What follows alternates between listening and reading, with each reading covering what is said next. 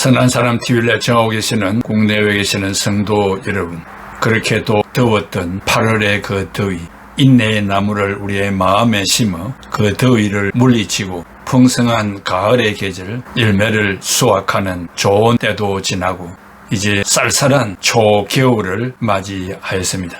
하나님께서 우리에게 사계절을 뚜렷이 허락해 주신 것도 너무나 감사합니다. 봄, 여름, 가을, 겨울 4개의 절기마다 풍성한 열매, 우리 인체에 필요한 곡식들을 주시고 그때그때마다 자연 만물을 보고 영적인 것들을 깨달으면서 지혜롭게 살아오게 하신 것도 감사드립니다. 오늘 계속해서 이스라엘과 하마스와의 전쟁이 우리에게 주는 교훈에 대해서 생각해 보겠습니다. 유대인과 이스라엘을 어떻게 구분하겠는가?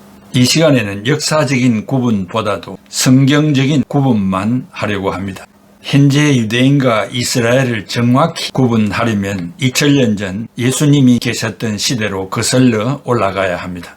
메시아가 오시기 전까지는 유대인은 하나님의 선민이었습니다. 예수님도 유대인의 후손이었습니다.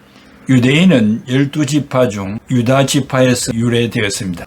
유대인들은 메시아로 오신 예수님을 인정하지 않았습니다. 왜냐하면 유대인은 유일신 사상이 있어서 오직 하나님 한 분만을 섬겨왔고 그 어느 누구도 하나님으로 인정할 수가 없었습니다. 그런데 메시아가 나타나 자신이 하나님의 아들이며 메시아라고 주장하기 때문에 예수님을 십자가에 못 박아 죽였습니다. 오직 유대인은 구약에서 말씀하신 유일신 여호와 하나님만 믿고 그 외에 다른 신을 믿지 않았습니다. 이 예수님은 자기들이 믿고 있는 여호와 하나님이 인류 구원을 위하여 보내주신 메시아임을 알지 못한 것입니다. 신약 성경은 이 예수가 메시아임을 강조하는 책임으로 믿지 않았고 특별히 정경으로 받아들이지 않았습니다. 유대인은 철저하게 예수님을 메시아로 믿지 않았으며 하나님의 아들로 영접하지 않았습니다. 예수를 십자가에 못 박아 죽인 것은 정당하다고 생각했습니다. 그 이유는 하나님 외에 다른 신이 필요 없기 때문이었습니다. 지금도 구약 성경이 말하는 메시아가 오시기를 기다리고 있습니다. 유대인들은 주 70년에 로마의 디도 장군에 의하여 무너진 예루살렘 성벽 앞에서 토라, 즉 모세 오경을 읽으며 소원을 종이에 적어 바위 틈에 끼워두고 메시아가 속히 오시기를 기원하고 주변국에 소용돌이가 없는 태평성대하는 나라가 되기를 바라고 개인의 소원 성취를 위하여 기도하고 있습니다. 반면 이스라엘은 1948년 5월 14일 국호를 이스라엘이라 하여 나라를 창건했습니다. 그래서 이스라엘에 사는 자들을 이스라엘이라 할 수 있지만 신앙적으로 구약의 여호와 하나님이 예수님을 메시아로 보내주신 것을 믿고 예배하는 유대인들을 일컬어 이스라엘 백성이라 부릅니다. 예수님을 메시아로 인정하고 믿는 자들을 이스라엘 백성이라 부르고 믿지 않는 자들을 유대교의 유대인이라 부릅니다. 두 종파 중에 유대교에 소속되어 사는 자들을 유대인이라 부르고 기독교의 신앙을 가진 자들을 이스라엘이라 부릅니다. 마태복음 1장 1절에 아브라함과 다윗의 자손 예수 그리스도의 세계라고 했습니다. 예수님이 유대인으로 탄생하셨지만 아브라함과 다윗의 자손이라 하였으니 이것은 신앙의 전통을 의미하는 것입니다. 이스라엘은 기독교인적 그리스도인이며 개신교 신자들이며 영적으로는 세계에 흩어져 예수님을 구주로 믿는 모든 자들을 일컬어 부르는 이름입니다. 그러나 유대교를 믿는 유대교 신자들은 예수를 믿지 않으며 율법을 지켜야 구원을 받는다는 행위 구원을 믿고 자력 구원을 믿으며 이행 덕구를 주장합니다. 예수님의 십자가 사건 이후 이방인 고넬료가 예수님을 믿어 구원을 얻은 것처럼 전 세계에 사는 많은 이방인까지 예수님을 구주로 믿으면 크리스찬 즉 이스라엘 백성이 되는 것입니다. 다섯째, 유대인과 팔레스타인의 구원은 어떻게 되겠습니까?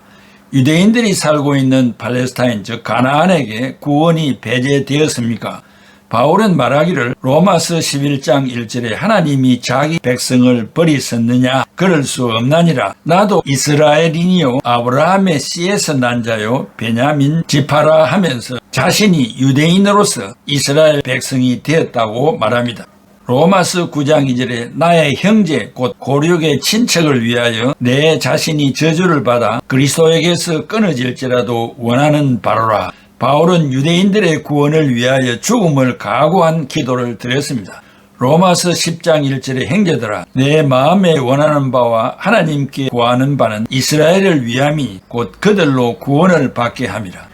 바울의 13 서신에 흐르는 구원의 동맥은 이스라엘 민족에게만 흐르는 것이 아니라 유대인과 팔레스틴 민족들에게도 흐를 수 있으며 이방인들까지도 포함하여 하늘의 시민권을 소유할 수 있으며 영적 이스라엘 백성이 될 수 있다고 천명하고 있습니다. 하나님의 나라는 더 이상 유대 땅에만 국한하지 않고 예수 그리스도를 믿는 모든 민족과 모든 나라로 확대되었습니다.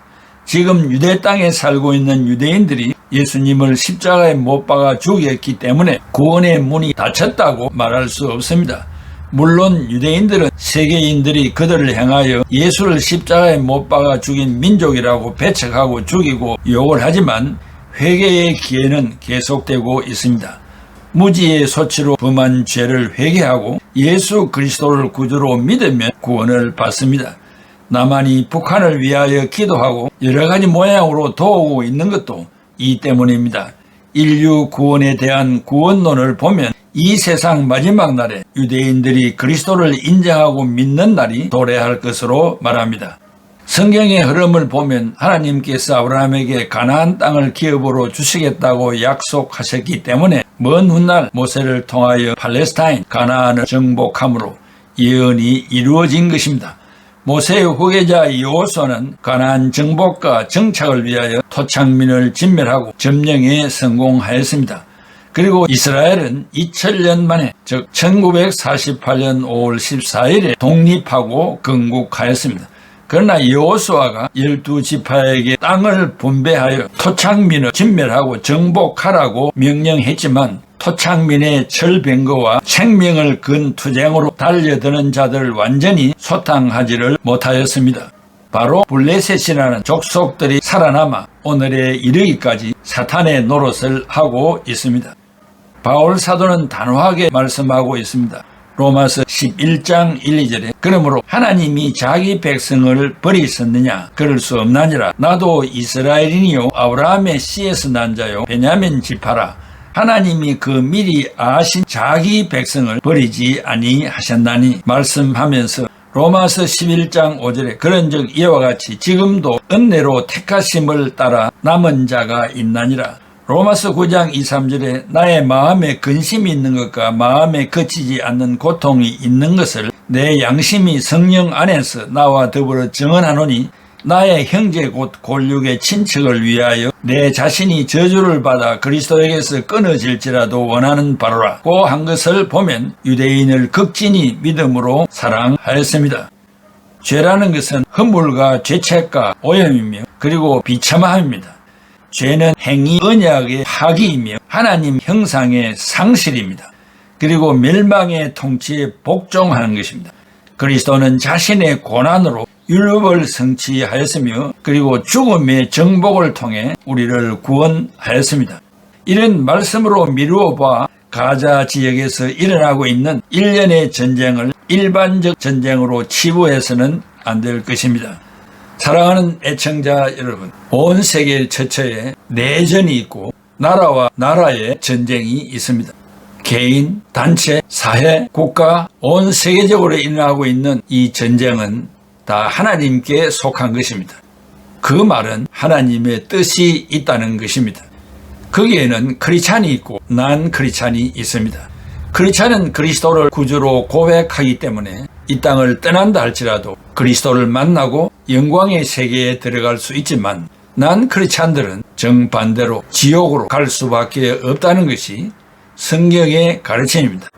인간의 판단으로 선택한 백성이냐 선택받지 못한 백성이냐 구분할 수 없기 때문에 지금은 그리스도를 부인한다 할지라도 그들이 두 손 들고 자복하고 하나님 앞에 나와 죄를 회개하고 그리스도를 영접할 수 있는 기회가 있다는 측면에서 우리는 지금의 원수라도 그리스도의 사랑으로 포용하고 그때를 바라보면서 용서하며 우애하여야 한다는 사실입니다.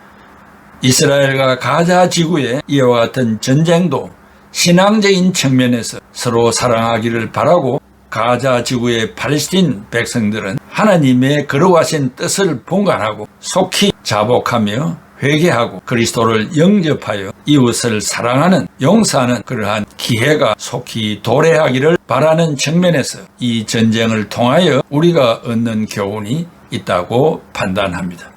기도하겠습니다. 고마우신 아버지 하나님, 은혜와 사랑을 감사합니다. 인간은 무지하기 때문에 1초 이유를 알 수 없고 나아가 먼 미래를 이해할 수가 없습니다. 그러나 성령이 우리와 함께하여 주실 때 우리는 성경을 통하여 내일을 알 수 있고 미래를 알 수 있으며 그 미래를 위하여 준비하면서 살아가게 되는 줄로 믿습니다. 이스라엘과 가자 지구에 있는 팔레스틴, 서로 죽이고 살벌한 이와 같은 환경 속에 있습니다. 불쌍히 여겨주시고 하나님의 뜻이 무엇인지 저희들은 모르지만 하나님의 기뻐하신 뜻을 이루시고 그리스도 안에서 서로 용서하며 화기애애하게 살아갈 수 있는 사람들이 될 수 있도록 축복하여 주시옵소서. 우리 남북 대결도 하나님이 기억하여 주셔서 저 원치 않는 38선을 제거해 주시고 부모 형제가 만나게 하시고 또 무너졌던 교회가 다시 수축되게 하여 주시며 동양의 이스라엘로 온 세계에 복음을 증거하는 나라가 되게 하여 주시기를 바랍니다. 오늘도 돌틈에서 동굴에서 기도하며 말씀을 읽으며 찬송하는 북한에 있는 불쌍한 우리 동족들을 사랑해 주시고 속히 자유의 품으로 돌아올 수 있도록 역사하여 주옵소서. 예수 그리스도의 이름으로 기도하옵나이다. 아멘.